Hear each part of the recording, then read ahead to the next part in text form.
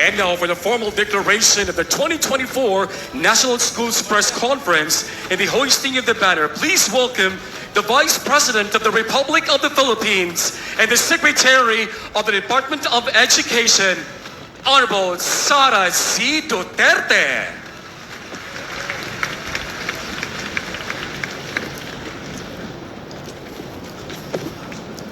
Mga kababayan, mga kaigsuunan nako dinhi sa isla sa Cebu, ladies and gentlemen, assalamualaikum, warahmatullahi wabarakatuh.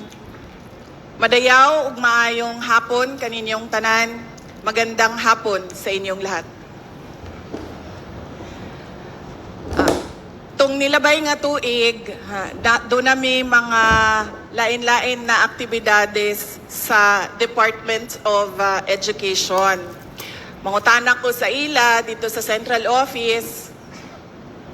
Nagtatanong ako sa kanila doon sa Central Office. Sabi ko, ano ba ang mga schedule natin ngayong taon? Ano ba ang mga national events natin? Meron silang iba't ibang mga dates na binigay sa akin. So nung tiningnan ko ang schedule nila, isang taon na schedule nila, sabi ko, bakit natin ginagawa iba't ibang araw, iba't ibang buwan, iba't ibang lugar ang mga national events ng Department of Education?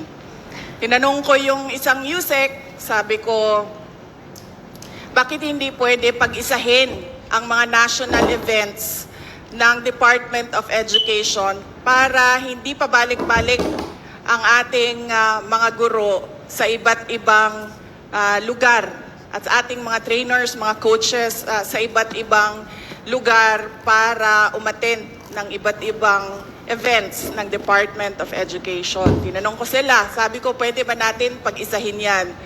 Sinabi naman ng mga USEC, ng undersecretaries ng Department of Education na pwede naman.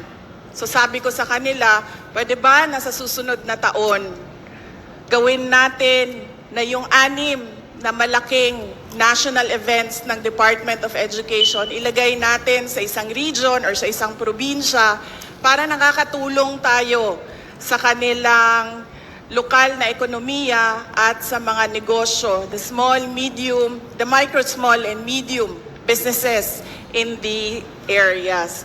So this year, napili ng Department of Education ang Island of Cebu para sa 6 na national activities. Una, ang National Schools Press Conference. Pangalawa, ang National Festival of Talents. Pangatlo, ang National Learning Convergence, ang Palarong Pambansa, ang Brigada Eskwela, at ang Learning Camp.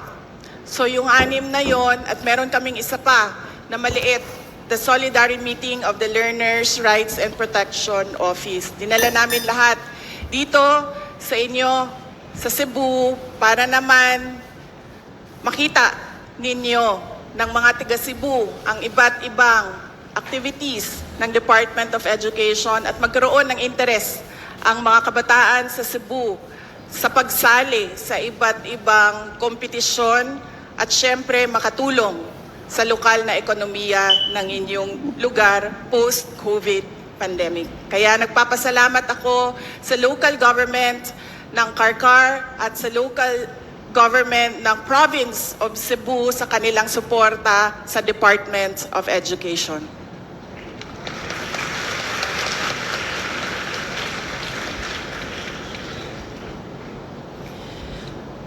Sa ating mga future award-winning journalists, meron lang akong 2 paalala sa inyong lahat.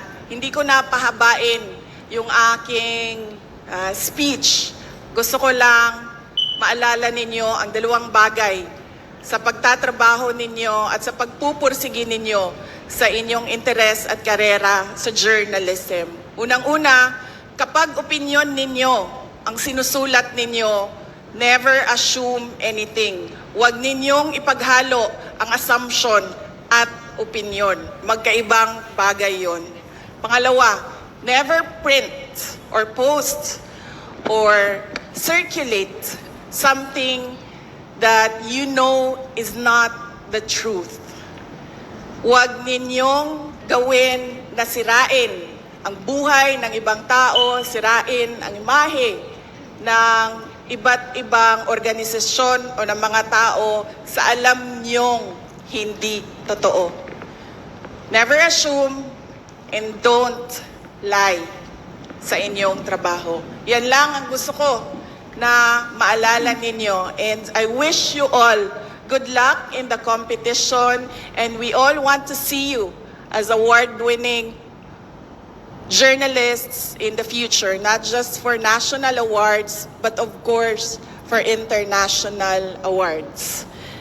By the power vested in me as the Secretary of the Department of Education, I hereby declare the 2024 National Schools Press Conference open.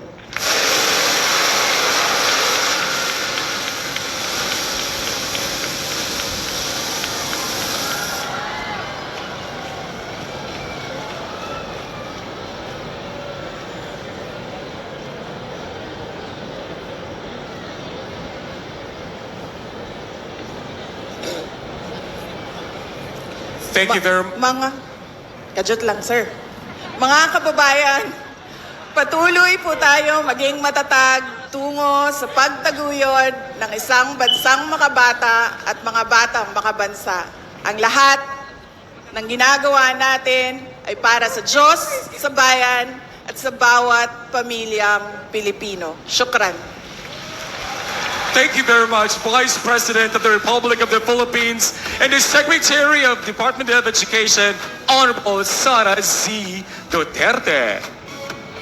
At this point in time, ladies and gentlemen, it is with pride and honor to hear words of encouragement from the first ever empowered woman to have served as governor in the province of Cebu.